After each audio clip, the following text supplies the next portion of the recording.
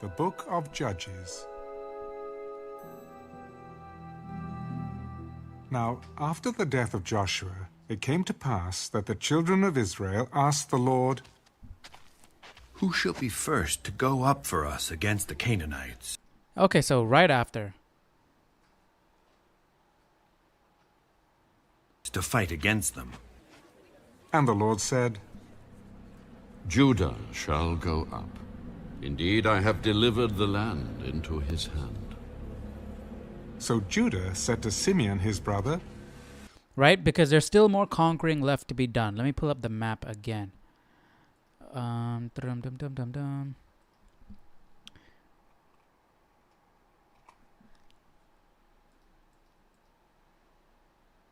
Right, we have still more land to be conquered. And if we're getting Judah, right, so that means it could be somewhere around in this area, somewhere more south, right? So let's see. God will tell us.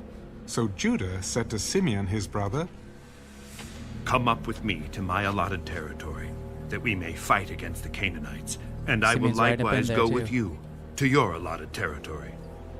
and Simeon went with him. Then Judah went up, and the Lord delivered the Canaanites and the Perizzites into their hand, and they... Because remember, this right here, the land divvied up, it's divvied up, right? But that doesn't necessarily mean they own all the areas in that land. It's just that God promised Judah all this land. God promised Simeon all this land. But there still might be some of the native people still in there that they need to go and take over. So that's what they're talking about right now. killed 10,000 men at and they killed 10,000 men at Bezek. Okay. And they found Adonai-Bezek in Bezek, and fought against him. And they defeated the Canaanites and the Perizzites. That's interesting. The guy's called Adonai-Bezek. Then Adonai-Bezek fled, Doesn't Adonai and mean they God? pursued him and caught him, and cut off his thumbs and big toes. That's not spelled And the same way. Adonai-Bezek said, Ouch. 70 kings, with their thumbs and big toes cut off, used to gather scraps under my table. As I have done, so God has repaid me. Then they brought him to Jerusalem, and there he died. And God, is he referring to the one true Lord God of the children of Israel, or his God? Let's see if this Bible has anything to say. I highly doubt that it will. 6. Adonai-Bezek. The name of the minor king means Lord of Bezek. Okay, so that makes sense. To cut off his thumbs and big toes would prevent Adonai-Bezek from ever engaging in battle again, since a thumb was needed to hold a sword and the big toes were necessary for running. The practice of mutilating vanquished enemies is recorded in ancient sources found in Mesopotamia and Greece. Was practiced by Adonai-Bezek himself. As a result of his wounds, however, Adonai-Bezek died.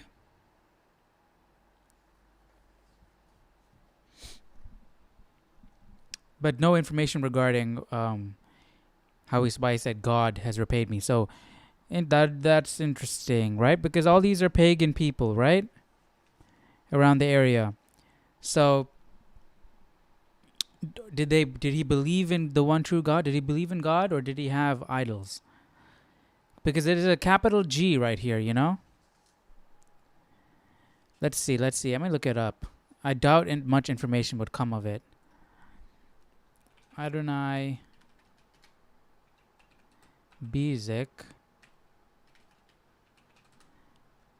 God.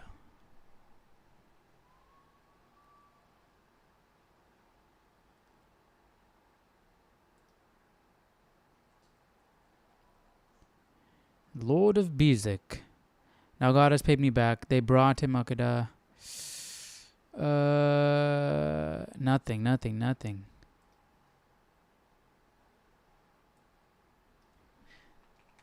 Believed in God.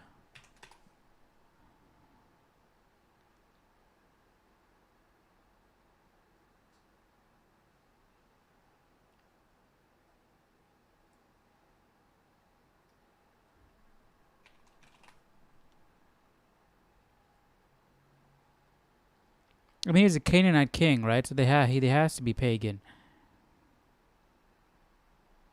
He had humbled 70 pagan kings because they were all pagans around that area.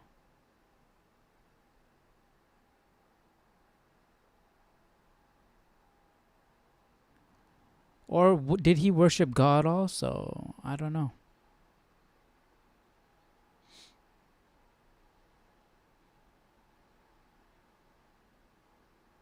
Doesn't say anything. I mean, the Bible says capital G. Was that a translation error? Because he's saying God. And whoever he's praying to, it might, I don't know, divert to the real God. That's why I put capital G. Or does he have another God?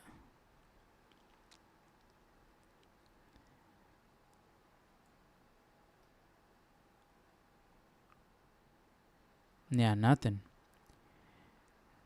We are not getting any information here. So let me know your thoughts down below in the comment section. That's interesting. I find this interesting. Let me know what you guys think. Do you think that he is referring to his God or the God? What are your thoughts? Let me know. And there he died. Now the children of Judah fought against Jerusalem and took it. They struck it with the edge of the sword and set the city on fire. Oh, man.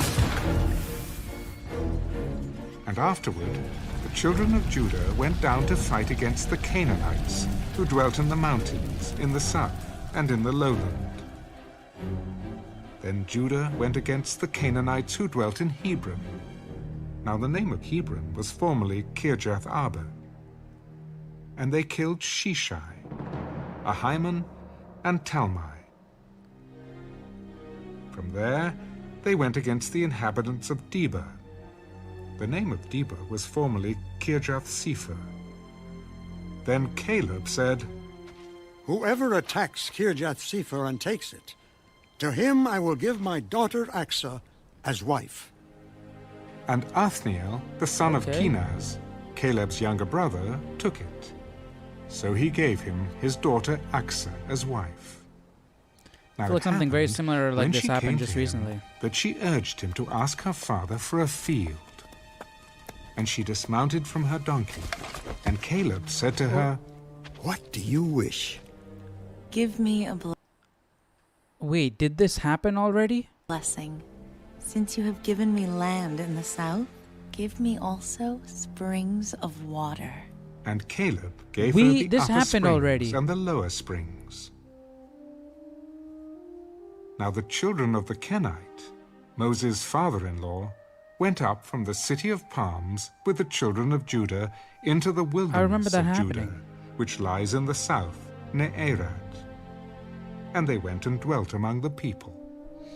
And Judah went with his brother Simeon, and they attacked the Canaanites who inhabited Zephath, and utterly destroyed it. So the name of the city was called Hormah.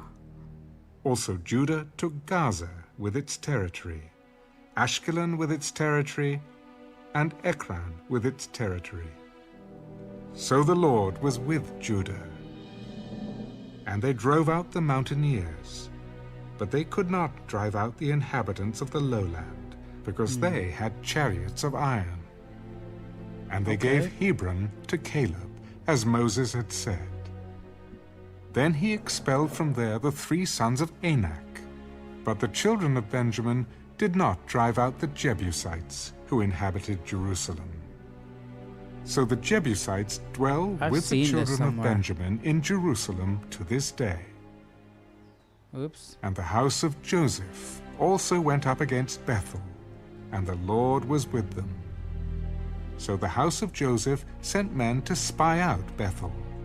The name of the city was formerly Luz. And when the spies saw a man coming out of the city, they said to him, "Please show us the entrance to the city, and we will show you mercy." So he showed them the entrance to the city. And they struck the city with the edge of the sword. But they let the man and all his family go. Okay, that was nice, I guess. And the man went to the land of the Hittites, built a city, and called its name Luz, which is its name to this day.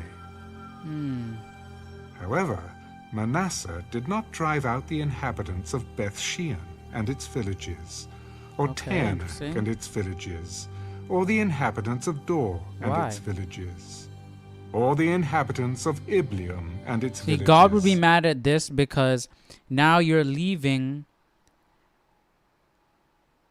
the door open for their cultures to come and affect the children of Israel, right? The whole point of conquering and killing, taking over, is to wipe out all remnants of idolatry and paganism so that it will not influence future generations. Now that the other half of the tribe of Manasseh is not doing this, God's going to get mad. And it's going to lead to idolatry. Watch. Or the inhabitants of Megiddo and its villages, for the Canaanites were determined to dwell in that land. And it came to pass, when Israel was strong, that they put the Canaanites under tribute, but did not completely drive them out. Nor did Ephraim drive out the Canaanites who dwelt in Gezer. So the Canaanites dwelt in Gezer among them. Nor did Zebulun drive out the inhabitants of Kitron, or the inhabitants of Nael. Why, they're getting soft or they're scared? So the Canaanites dwelt among them, and were put under tribute. Nor did Asher What is being put under tribute? They had to pay tribute to live there, probably. But the inhabitants of Akko, or the inhabitants of Sidon. So they're like, okay, this is a much more profitable situation for me, right? They got to pay tribute continually. I'm not going to just take all the cattle at one go at one time, right? I'm going to be taking cattle from them for generations, money from them for generations. That's how they're thinking. Yeah, let's keep going. Arlab, Aksib, Helba, Aphik, or Rehab. So the Asherites dwelt among the Canaanites, the inhabitants of the land, for they did not drive them out. Nor did Naphtali drive out the inhabitants of Beth-Shemesh, or the inhabitants of Beth-Anath, but they dwelt among the Canaanites, the inhabitants of the land. Nevertheless, the inhabitants of Beth-Shemesh and Beth-Anath were put under tribute to them.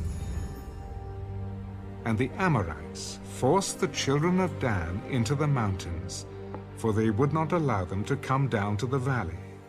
And the Amorites were determined to dwell in Mount Heres, in Ajalon, and in Shealbim. Yet when the strength of the house of Joseph became greater, they were put under tribute. Now the boundary of the Amorites was from the ascent of Akrabim, from Selah, and upward. But see, I mean, just because they were adamant to stay in the land, right, and live there, they were determined to dwell there, is not an excuse. Everybody's determined. All the people that they were fighting up till now were determined to stay and live. But they were being conquered regardless, you know? So that's not an excuse. So let's jump into Judges chapter 2.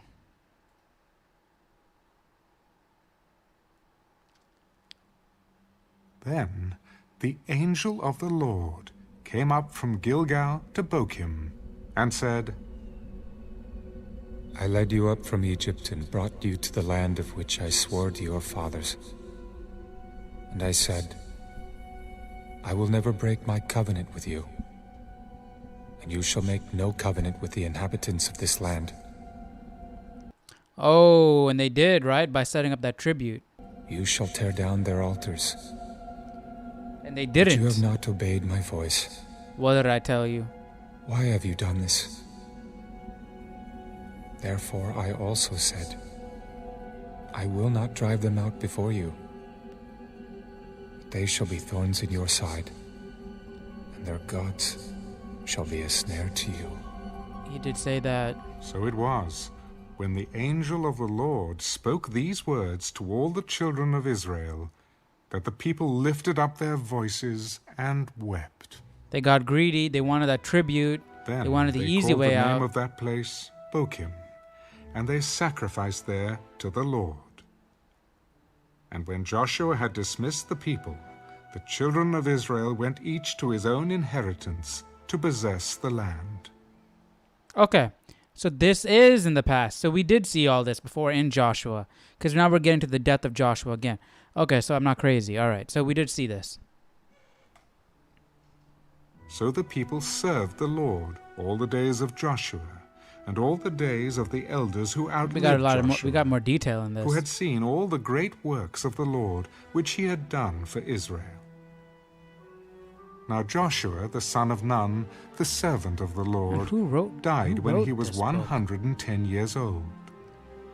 And they buried him within the border of his inheritance at Timnath-Heres, in the mountains of Ephraim, on the north side of Mount Gaash. When all that generation had been gathered to their fathers, another generation arose after them, who did not know the Lord, nor the work which he had done for Israel.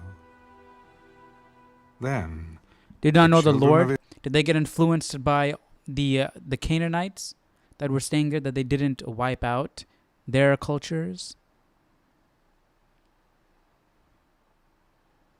Come on, man. Israel did evil in the sight of the Lord. And it could be like, because if you leave the original people there and you occupy the land, the younger people growing up, honestly, it could just be something like, hey, look, they want to fit in, right? They want to fit in to the place that they are now in. They're new here. They feel uncomfortable. They want to fit in. So they behave like the rest of the people. Or it could also be in a form of rebellion, right? They want to rebel against the elders that hold on to this strict religious tradition. And served the Baals. And they forsook the Lord God of their fathers, who had brought them out of the land of Egypt. And they followed other gods from among the gods of the people who were all around them. And they bowed down to them, and they provoked the Lord to anger. They forsook the Lord and served Baal. My gosh, do you remember the curses that Moses gave, the warnings that Joshua gave, the amount of times God has repeatedly said over and over and over again to not do this one thing? I'm scared to see what's about to happen. Oh my gosh. And the Ashtoreths. And the anger of the Lord was hot against... What are the Ashtoreths? Ashtoreths. The moon goddess of the Phoenicians. Okay. Is this her? The moon goddess. Is she mooning somebody? Is that why she's called the moon goddess? I'm kidding. Against Israel. So he delivered them into the hands of plunderers who despoiled them. And he sold them into the hands of their enemies all around, so that they could no longer stand before their enemies. Wherever they went out, the hand of the Lord was against them for calamity. Is what God literally said. As the Lord had said, and as the Lord had sworn to them. Yep. And they were greatly distressed. Nevertheless, the Lord raised up judges who delivered them out of the hand of those who plundered them. Hey, now we know why the book is called Judges. They would not Judges. listen to their judges, but they played the harlot with other gods and bowed down to them. They turned quickly from the way in which their fathers walked, in obeying the commandments of the Lord, they did not do so. And when the Lord raised up judges for them, the Lord was with the judge, and delivered them out of the hand of their enemies all the days of the judge. For the Lord... Because of the judge, because the judge was with God, and he saved the children of Israel for the sake of the judge. Okay. ...was moved to pity That's by merciful their for groaning, God. because of those who oppressed them and harassed them. Okay, for the Lord was moved to pity by their groaning, because of those who had oppressed them and harassed them. So God softened up because he loved the children of Israel. Wow, okay. And it came to pass, when the judge was dead, that they reverted and behaved more corruptly than their fathers by following other gods to serve them and bow down to them. They did not cease from their own doings, nor from their stubborn way. Then the anger of the Lord was hot against Israel. Yeah, I bet. Because this nation has transgressed my covenant, which I command... Like how? It's just one generation. That's like your parents are on the right track, and then the kids go in the complete opposite direction. I mean, that's happened. But, I mean, that can definitely happen, and it has happened multiple times. But still. Like, widespread. I mean, I get, like, here and there, right? A few cases here and there. But, dang. ...their fathers, and has not heeded my voice. I also will no longer drive out before them any of the nations which Joshua left when he died, so that through them I may test Israel, whether they will keep the ways of the Lord to walk in them as their fathers kept them, or not. So all those territories that they were supposed to be conquering again, right? The ones that they left, right? Remember, they didn't conquer everything. God is going to use them to test the children of Israel. For the Lord all right, let's see. left those nations without driving them out immediately, nor did he deliver them into the hand of Joshua.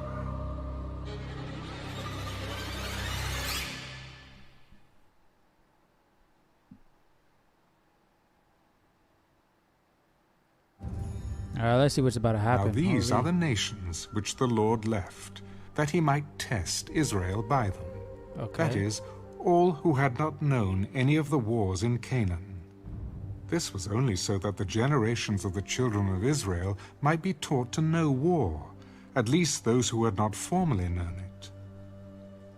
Namely, 5 lords of the Philistines, all the Canaanites, the Sidonians, and the Hivites, who dwelt in Mount Lebanon, from Mount Baal Hermon to the entrance of Hamath. And they were left, that he might test Israel by them, to know whether they would obey the commandments of the Lord, which he had commanded their fathers by the hand of Moses. Thus the children of Israel dwelt among the Canaanites, the Hittites, the Amorites, the Perizzites, the Hivites, and the Jebusites. And they took their daughters to be their wives, and gave their daughters to their sons, and they served their gods. So the children of Israel did evil in the sight of the Lord. They forgot the Lord their God, and served the Baals and Asherahs. Therefore the anger of the Lord was hot against Israel, and he sold them into the hand of Cushan-Rishathaim, king of Mesopotamia. And the children of Israel served Cushan-Rishathaim 8 years. When the children of Israel cried out to the Lord raised up a deliverer for the children of Israel, who delivered them. Othniel, the son of Kenaz, Caleb's younger brother. Wait a second. Therefore the anger of the Lord was hot and against Israel, and he sold them into the land of Cushan Rishathaim, king of Mesopotamia, and the children of Israel served Cushan-Rishathaim for 8 years. When the children of Israel cried out to the Lord raised up a deliverer for the children of Israel, who delivered them. Othniel, son of Kenaz, Caleb's younger brother. So it's like a mini Moses Exodus type of situation. This is interesting. This is cool. You know, like how we've seen people talk about how, I haven't personally looked into any of this stuff, but people talk about how they see like the flood event in so many different cultures, right? And if it's all talking about a singular flood event, they all couldn't have happened at different times, right? They have to have been talking about the same event.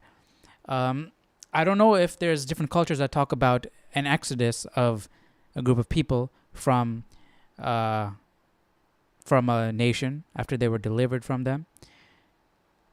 I don't know if like Mesopotamia has their own story and we think, okay, maybe that's like them telling the story of the exodus of Moses, or it could be this right here. This is cool. This is interesting. The Spirit of the Lord came upon him, and he judged Israel. He went out to war. Let's look it up. Does Mesopotamia have an Exodus story?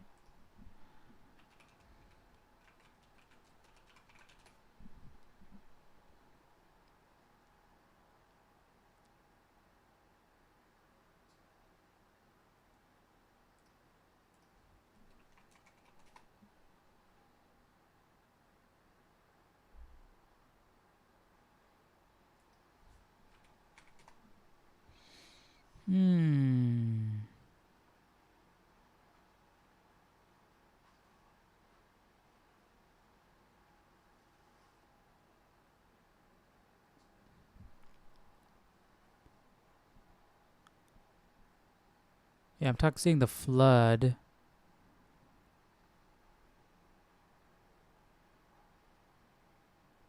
But more of them actually talking about the Exodus. I'll just keep going. And the Lord delivered Cushan-Rishathaim, king of Mesopotamia, into his hand. Okay. And his hand prevailed over Cushan-Rishathaim. So the land had rest for 40 years. Then Othniel, the son of Kenaz, died. And the children of Israel again did evil in the sight of the Lord.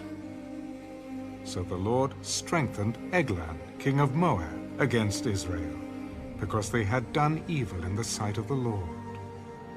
Then he gathered to himself the people of Ammon and Amalek, went and defeated Israel, and took possession of the city of palms. So the children of Israel served Eglon, king of Moab, 18 years. But when the children of Israel cried out to the Lord raised up a deliverer for them. Ehud, the son of Gera, the Benjamite, a left-handed man. Benjamite? By him the children of Israel sent tribute to Eglon, king of Moab. Of the tribe of Benjamin? Now Ehud made himself a dagger. It was double-edged and a cubit in length, and fastened it under his clothes on his right thigh. Okay, so some he details. brought the tribute to Eglon, king of Moab. Now Eglon was a very fat man, and when he had finished presenting the Alright, so who wrote this? Was it somewhere around this time? Because these are a lot of descriptive details going on here. Or if it was not written at this time, that means either these stories had been passed down by word of mouth, or they were written down elsewhere and then compiled here. Tribute, he sent away the people who had carried the tribute. If it's written down elsewhere, do you guys know where else it was written down?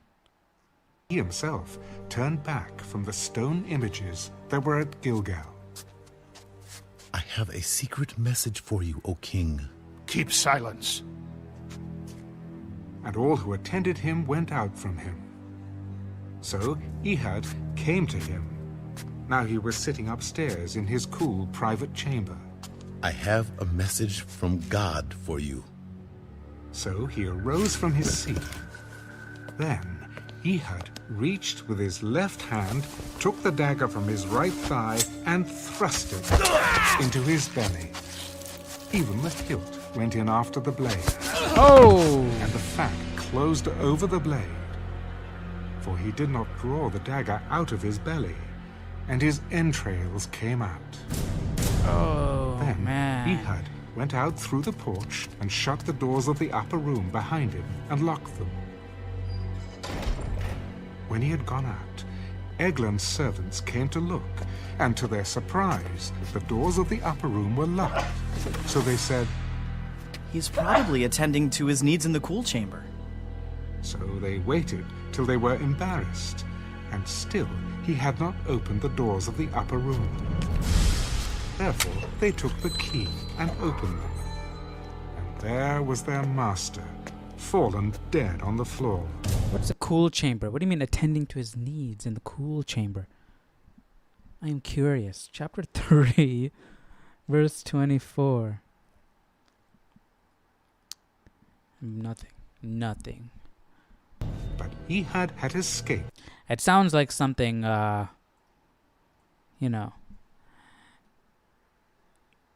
Judges 3:24, cool chamber. I mean, he just could be so hot that it's cool in there, right? Yeah.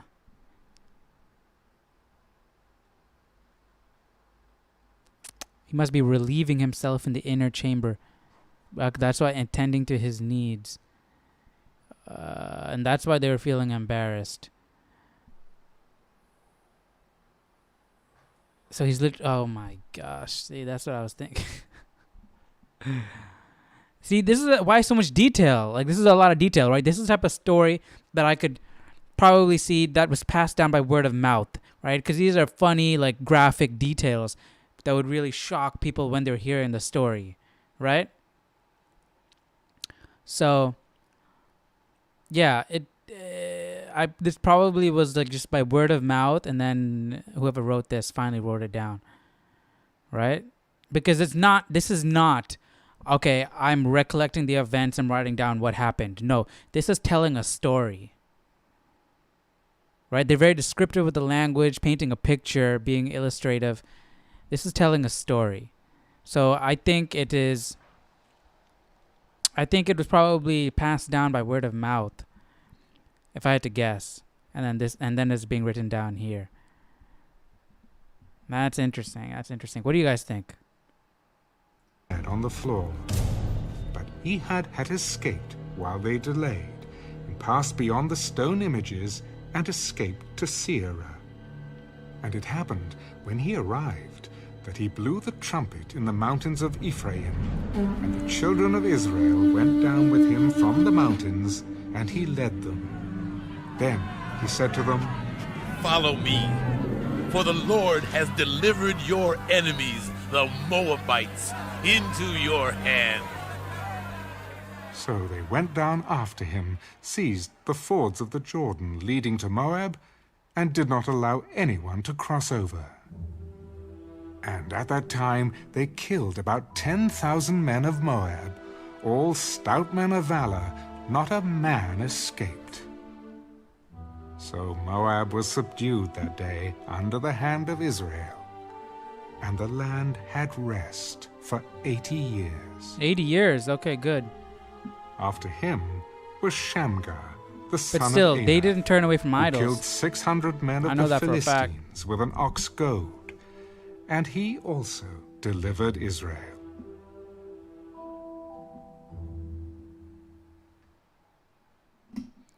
All right, that's it. We just finished chapter 3. Tomorrow we're going to jump into chapter 4. Judges is really interesting. It's written very concise, gets to the point.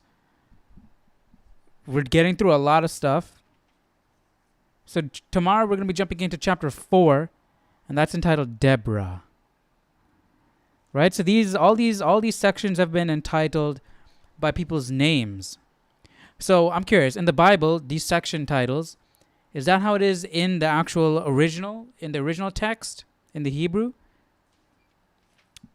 Is that how it is in the Torah?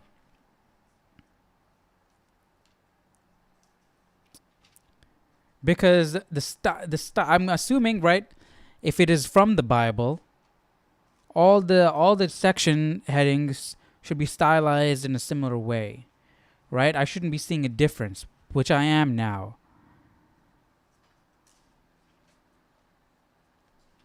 So that's interesting. All right. But yeah, I found Judges chapter 1 through 3 pretty interesting. So we'll check out chapter 4 tomorrow. And yeah, that'll be it for today. I'll see you guys then, all right? Take care. Goodbye.